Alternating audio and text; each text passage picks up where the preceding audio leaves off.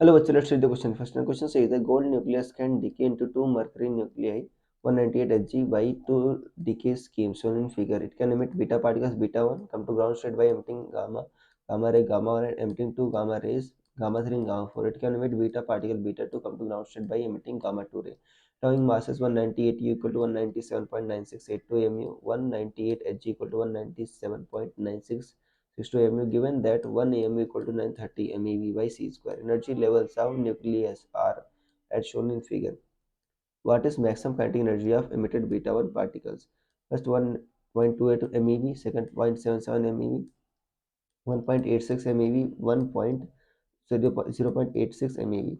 So students, से पहले आपको समझना होगा की कंसेप्ट क्या यूज हो रहा है. तो की concept is students radiative decay. Radiative decay में क्या होता है बच्चों, आपका जो एलिमेंट होता है वो आपका रेडिएशन एमिट करता है, इससे वो स्टेबिलिटी अचीव करे. इस प्रोसेस कहते हैं रेडिएटिव डिके. अब देखो 19 यहाँ पर आपका EU 198 से बच्चों आपका आ रहा है Hg 198, राइट. तो देखो इसमें बच्चों कितनी एनर्जी रिलीज हो रही है, पहले हम ये पता करते हैं. अब एनर्जी रिलीज के लिए मास डिफेक्ट निकालना पड़ेगा. डेल्टा टाइम कितना होगा. Hg देखो कितना है आपका.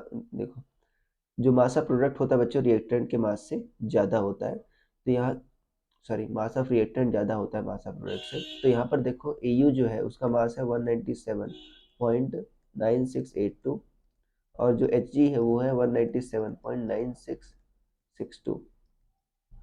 तो जब बच्चों सब्ट्रैक्ट करेंगे 197.9682 माइनस 197.9662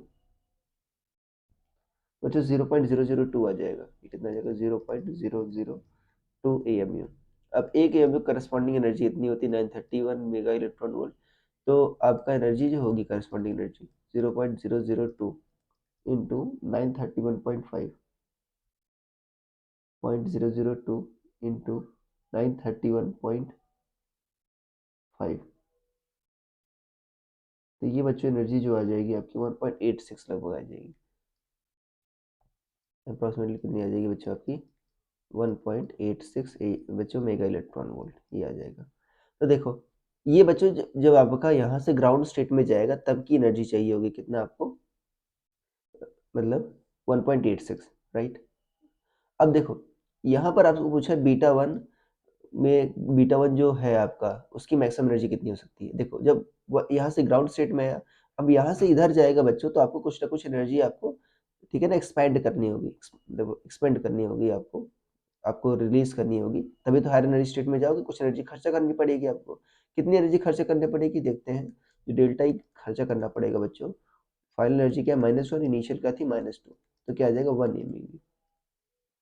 तो 1 MeV आपने खर्चा कर दिया बच्चों यहाँ से यहाँ पर जाने में. तो बची कितनी एनर्जी, रिमेनिंग कितना हुआ बच्चों, कितना हो जाएगा 1.86 माइनस 1 कितना आ जाएगा 0.86 MeV. ठीक है. तो आपका जो बीटा वन पार्टिकल जो है उसकी मैक्सिमम एनर्जी कितनी हो सकती है बच्चों 0.86 MeV. ठीक है.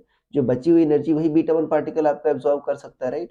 तो वो आपका क्या होगा, ऑप्शन डी सही हो जाएगा. So I hope you understood it well. Best of luck.